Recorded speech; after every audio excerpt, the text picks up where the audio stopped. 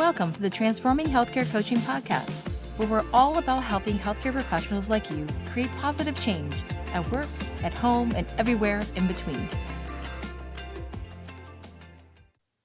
Hi, everyone. Welcome to the Transforming Healthcare Coaching Podcast. And this is our Mother's Day episode. And so I'm so happy to be joined with Gillian here today. How are you doing? I'm good, thank you. How are you? Thanks. I'm good, doing really well.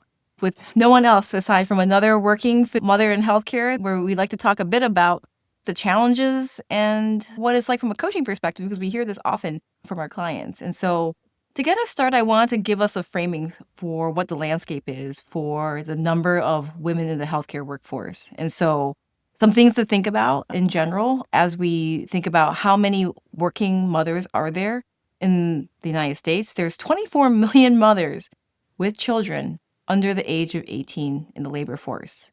And that's about 72% of parents as compared to 93% of fathers. And the most common fields for working mothers are nursing, teaching, and healthcare. So it seems really relevant that we do talk about the challenges as we comprise a large amount of the workforce as a working parent. And so from the American Association for Colleges of Nursing, nursing is the nation's largest healthcare profession, and it has nearly 4.7 million registered nurses nationwide. Wow. And of all licensed nurses, about 89% are employed in nursing. In comparison, from the AAMC in 2023, total physicians in all specialties in the entire United States, they state was about 1 million, although I've seen other data from HRSA, which suggests it's right around 900,000. And the breakdown for that is of the 900,000 physicians that are professionally active, about 800,000 are actually patient care forward practicing physicians. And 38, 39, almost 40% of practicing physicians are female. And in medical schools, the discrepancy is the fact that female students are a larger proportion of the enrollment, but by the time you get into practice, we're down to the 38 percentile range. Along with the number of advanced practice nurses, and the number is increasing. So the number of nurse practitioners have increased by 35% in general. And also in terms of dentists and dental hygienists, there are around 747,000-ish in 2022. And there is a shortage of all of the subspecialties when you look at the number of people needed to continue to clinically care for individuals. And so that's just the landscape that we're talking about. And so for all of the working moms out there, we see you, we hear you, and we want to chat a little bit about what it's like from our perspective and from our clients' perspectives. And so I guess I'll first start off with our first question, which is, what are some of the challenges and opportunities that we often hear about for women in healthcare, Gillian? So obviously there's many opportunities, especially in nursing and medicine. You can work nights, days, part-time, full-time. So there's definitely lots of flexibility there, which really helps when you have a family to look after. Some of the challenges, though, is for sure overwhelm and feeling pulled in different directions. I remember that feeling. Also, finding time for yourself so that you can refuel, recharge, revitalize, however you want to look at that or think about that. And finding time for relationships. It's often all about looking after the kids, but you have to look after your relationship with your significant other, or that'll be another source of stress. Yeah, that's a really great point. We often forget about our family and our partnership. We spend all of our time worrying about the kids or our jobs. And I would say some of the other things I hear about often are the career advancement. If it's too much because you want to still be able to take care of your family or have some time to yourself or with your partner, and you've worked so hard for so long, is it really worth going up to the C-suite level because of all of the trying to just enjoy what you have with your family? And oftentimes, too, the sandwich generation. You're taking care of your parents and also your children simultaneously. Yeah, and you bring up the point about promotions or advancement. And while many clinicians have worked very hard to get to where they're at, it doesn't necessarily mean that that advancement is a no. It just might be not now. Maybe it has to be put on the back burner until the kids are a little bit older to make it less stressful. Yeah. And I think really that is such a challenge, I think, for so many women that I often hear they tell themselves no before anyone else because they want to. And also they recognize you're more than just the job title or more than just the role and the talent to do so. And I think that's the hardest thing for women. We're always juggling guilt, existential guilt in all arenas for some reason because we are so multi-talented and able to do any of those things. And the question is how to find that balance. And I know a lot of people get really triggered when I say the word balance. I'm wondering like what that brings up for you or whether that's a bad word or a good word with you and your clients. So I tend not to use that these days. I used to use it a lot. So I tend to think about work-life integration or work-life harmony or synergy is another couple of expressions that are out there. So we can't just switch off from one to the other as much as we would like sometimes. So finding a way to make it all work while at the same time thinking about our own stress levels and how we're going to take time to look after ourselves as well. Yeah, I really like the work-life synergy simply because balance, for some reason, people think it always has to be equal in time and equal in value, and I don't know that that's necessarily true. So I think we all agree that balance is maybe not the best word. Work-life integration, the hard thing is that then people also feel like they don't have boundaries, they don't have ways to sort of compartmentalize and everything bleeds into each other. And so from a happiness perspective, I think a lot of people struggle with the work-life integration. I like work-life integration, but I know that for many people it doesn't work. And I think for many cognitive, emotional, time-based reasons, you still have to have some kind of boundaries. I really like your synergy because they do feed off of each other. To be a Right. child of a working parent, it's a good thing because they see that you have multi-talents. And the reality is, I think this younger generation definitely sees that, that they can't imagine their parents not working or having a side gig and doing all kinds of things and volunteering and being a parent. That's just Mhm. life. But hearing you say all that brings me to the question of when to say no, because we're really good at saying yes to extra projects, yes to extra things that need done at work, or taking responsibility that we don't necessarily have to take on. So I'm curious what you think about that, because I know that you're involved in many things in your career. Yeah, so I think for me, my biggest takeaway that I tell most of my mentees is the fact that you say yes for probably a time limited trial because it's either going to stay or you're going to get what you need out of it and you're going to be able to just move on organically. And so saying yes to a project, you may want to ask, is there a limit or is there a defined compartment that you can sort of conceptualize it? So I think for a lot of my mentees or my clients, they ask, okay, so how would this promotion look like? What's the time general expectations? Well, the deliverables, generally speaking, how many so then when they start looking at the pie, they're like, "Why there isn't more time left?" Mhm. And they can negotiate then, like, "Well, look, you just told me there's 15 meetings per week as the chief. How am I gonna do that when I'm working a full schedule clinically?" Then the other people are like, "Okay, well, we could maybe buy down a little bit of that time." And so it actually opens doors for negotiation rather than you yourself telling it no right away. And I think the other thing is seasons. I think we often forget that every year is a season, every month, every quarter. If you plan out, you can sort of see the horizon.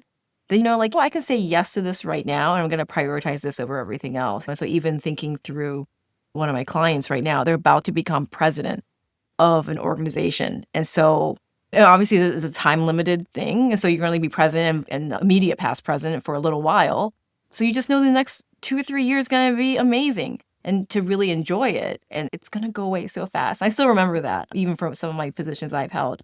Like, relish it while you have it because it's going to be gone before you even know it. Just like having kids, right? Yeah. Oh, yeah, absolutely. Yeah, sometimes we Yeah. forget to actually stop and enjoy our kids because we're going so fast and we're moving from one thing to the next. And it's just hard sometimes to slow down and really think about the joys.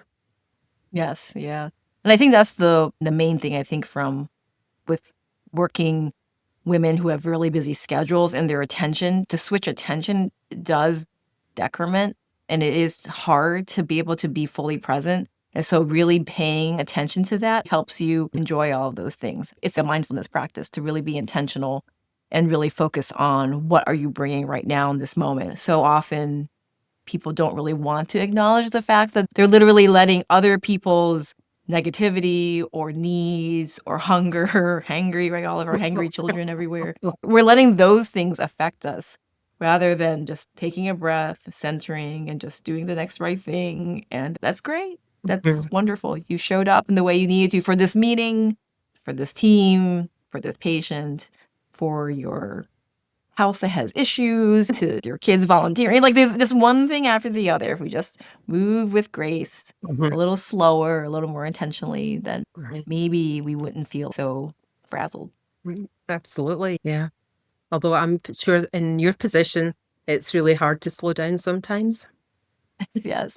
I think having agency. So I think that's one of the greatest challenges when we think about, and if you look up the literature for what the challenges are for women in healthcare, I would say the time demands and the inflexibility of the schedules is one of the greatest reasons for leaving the profession Mm. because they just feel there is no wiggle room with their boss. And I even just listen to the nurses where I work. There's just unwillingness to change. This is just how we do things. This is how we're going. And so they literally have to switch to a different type, which is either per diem or locums if Mm. they want any flexibility. There's cons to that too. I mean, when you're locums and if you're just afloat, you get some say in the clinical arena, Mhm. but you don't get the promotion Right. opportunities.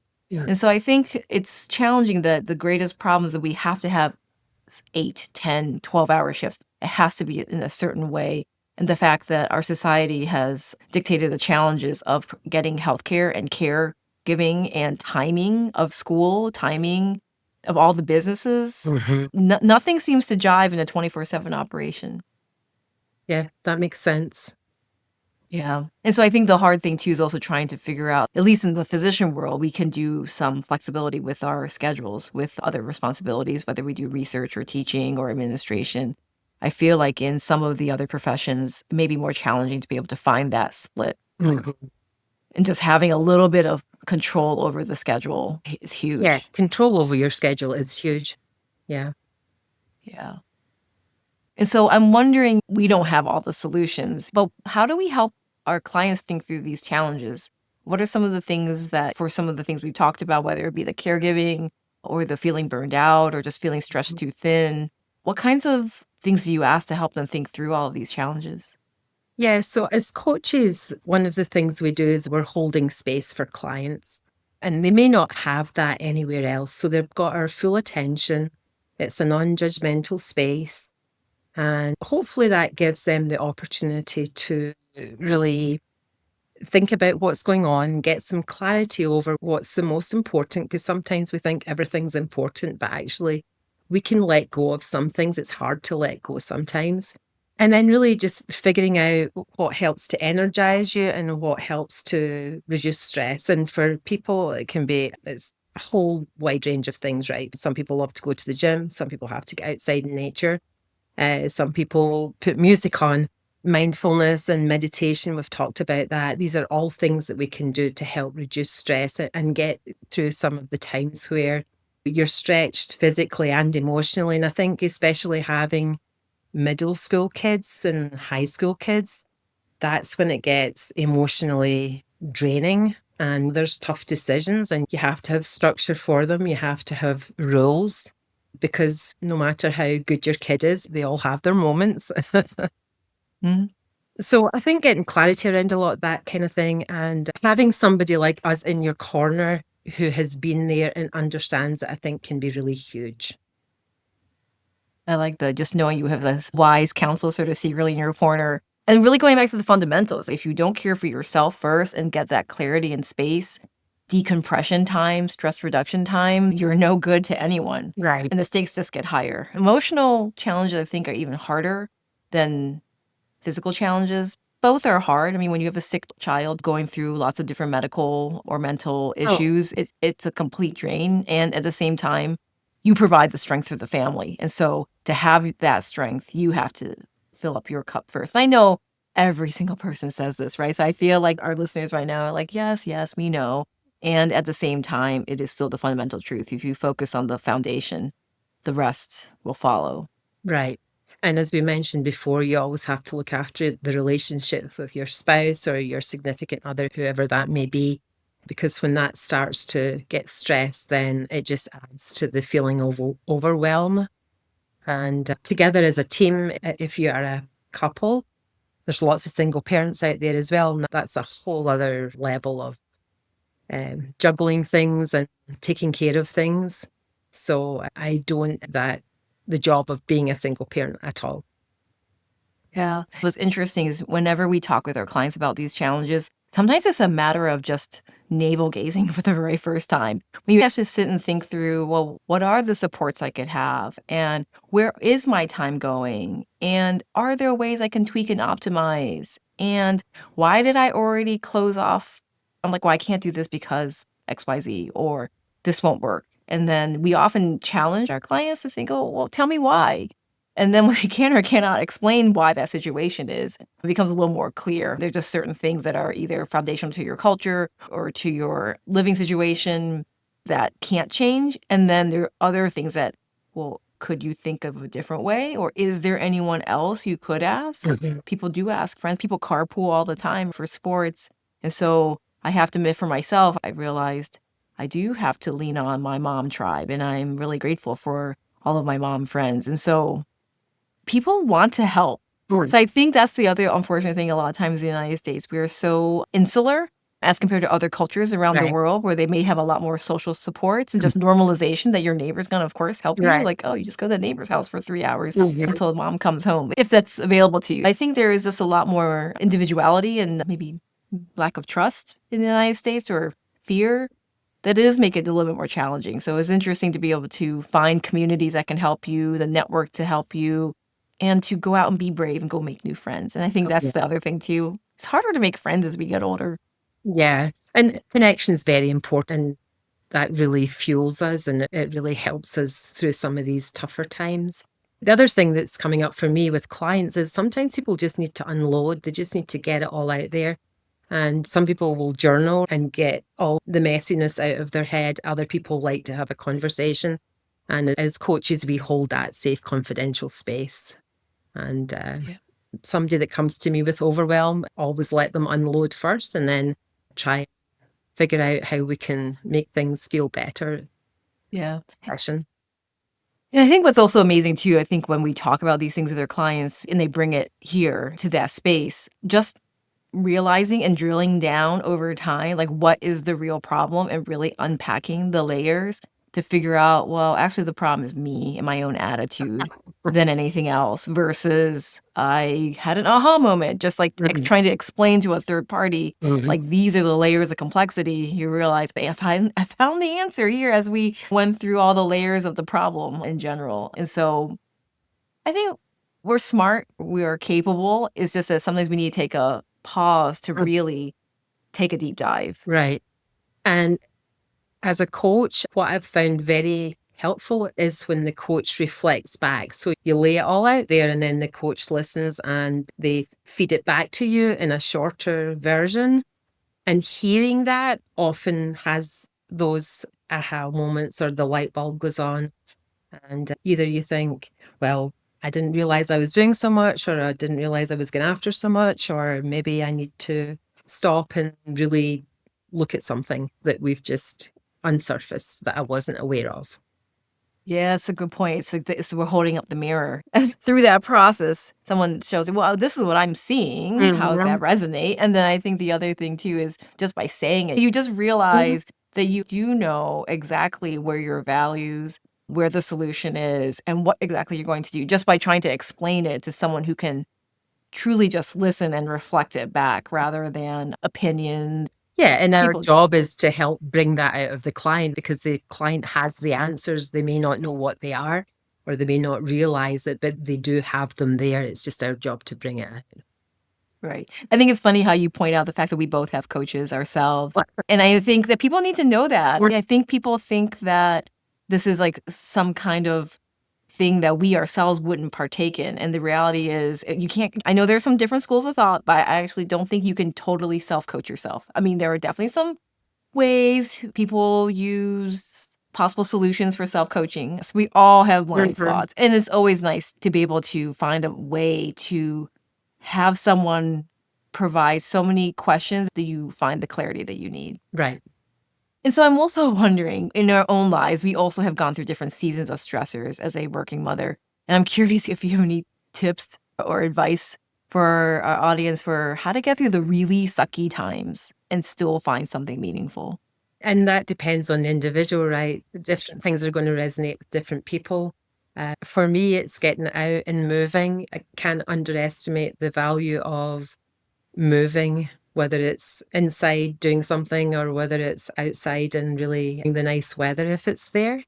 There's something about being out in nature that's very grounding and very centering. So that's definitely something, but that's not always available to us, especially if we have young children at home. So things like breathing exercises, meditation. There's a program we have, Positive Intelligence, that helps you take just very short, brief breaks, and it helps to center and kind of retrain your thoughts and your thinking so that you end up being in a more positive state of mind where you can then carry on with the day and do what you need to do. So there's things like that. Do you have Yeah. anything to add to that? I think for me, it's moving mindfulness. So for me, it's yoga. I Uh-huh. think the more stressed, then I need to have more time on the mat just to be present. And so I think they're both similar in terms of it's about grounding and then allowing the thoughts come. I think a lot of times people get really annoyed when I mention mindfulness because they think I really don't want to hear my own crazy monkey brain talking all the time. And it's that practice of trying to be more focused and having better attention. Sure. And when you notice it, you just let them go. Sure. And so people have a interesting either love hate, I think, whenever we talk about mindfulness practices. Mhm. And I think one way that really helped some people reframe and think about it and really to want to deepen their practice is the fact that it helps you become more focused, smart, like you have a better brain function Right. You're when more you're in mindful. control of how your brain is functioning. Right. And even if the thoughts come, that's totally okay. Mhm. In fact, they should come. Yeah. Otherwise, Like a cloud, you have to let them go on by sometimes. right. I like that, the cloud analogy. The thoughts just, you just watch them go Yeah, by. just watch them go on by. Yeah. The worst though is when I'm on the yoga and I have this brilliant idea in that moment, that last shavasana, and then I can't go right about it because Yeah. I was like, "Oh, this would be a great idea for I need to remember this." And then because you're so focused again, you're supposed to focus on just the breath and just being, and then, oh, well, I guess it was not meant to be kept, this thought. So that is the only downside of that. All of your great ideas, just like in the shower, your greatest Oh, ideas, yeah. sometimes you forget. Yeah. My greatest ideas come when I'm out walking. Yep.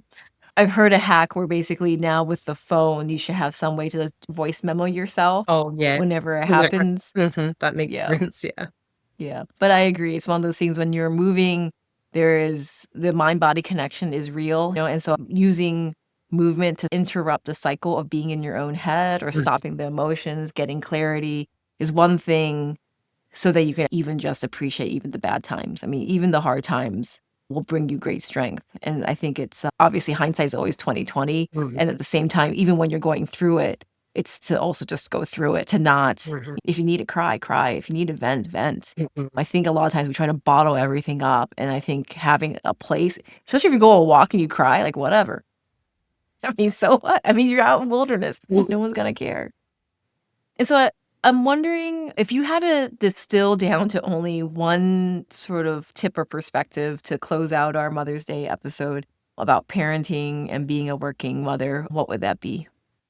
I think because we're juggling so many things and going from one thing to the next, I think it's really hard sometimes to, as we've been talking about, to slow down and appreciate what's going on around us and actually appreciate some of the fun things that's going on with our kids. And so maybe it's stop and smell the roses is really what I'm saying.